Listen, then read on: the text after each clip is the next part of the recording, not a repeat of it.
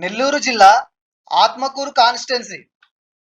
ఇక్కడ 2014లో వైఎస్ఆర్సీపీ నుంచి మేకపాటి గౌతమ్ రెడ్డి గారు ఇండియన్ నేషనల్ కాంగ్రెస్ పార్టీ అభ్యర్థి అయిన ఆనం రామనారాయణ రెడ్డి గారి మీద టీడీపీ పార్టీ అభ్యర్థి అయిన గూటూరు మురళి గారి మీద పోటీ చేసి 31,412 ఓట్ల మెజారిటీతో గెలవడం జరిగింది. ఫైనల్ గా ఇక్కడ ఈ సీట్ ని వైఎస్ఆర్సీపీ కైవసం చేసుకోవడం జరిగింది. ఇక 2019లో కనుక మనం ఒకసారి ఇలానే చూసుకున్నట్లయితే ఇక్కడ వైఎస్ఆర్సీపీ నుంచి ఈసారి కూడా మేకపాటి గౌతమ్ రెడ్డి గారు జనసేన పార్టీ అభ్యర్థి అయిన చీర్ల చిన్నారెడ్డి గారి మీద, ఈసారి టీడీపీ పార్టీ అభ్యర్థి అయిన బొల్లినేని కృష్ణయ్య గారి మీద పోటీ చేసి ఫైనల్ గా టీడీపీ మీద 22,276 ఓట్ల మెజారిటీతో ఈసారి కూడా ఈ సీట్ ని వైఎస్ఆర్సీపీ గెలుచుకోవడం జరిగింది. ఇక ఈ 2024లో ప్రస్తుత పరిస్థితిని కనుక మనం చూసినట్లయితే ఈసారి టీడీపీ జనసేన బీజేపీ కూటమి అభ్యర్థిగా టీడీపీ నుంచి ఆనం రామనారాయణ రెడ్డి గారు పోటీ చేయడం జరుగుతుంది.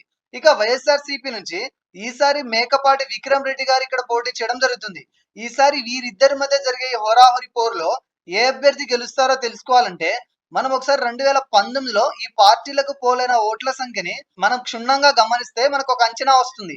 2019లో ఇక్కడ విడివిడిగా టీడీపీకి జనసేనకి పోలైన ఓట్ల శాతాన్ని ఒకసారి కనుక మనం కలిపి చూసుకున్నట్లయితే సుమారుగా 72,000 పైచిలుకు ఓట్లు ఈ రెండు పార్టీలు కలిసి గెలుచుకోగలిగాయి.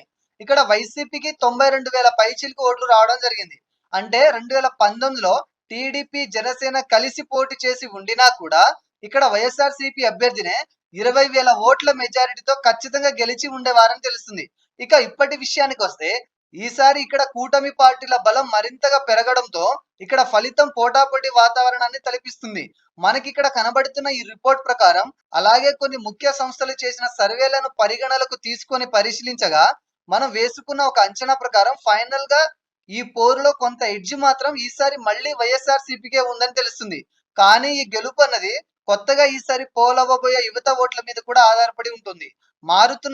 మారిన సమీకరణాలను బట్టి యువత ఇటువైపు మొగ్గు చూపితే ఆ పార్టీనే ఈ నియోజకవర్గాన్ని కూడా కైవసం చేసుకునే అవకాశం ఉంది.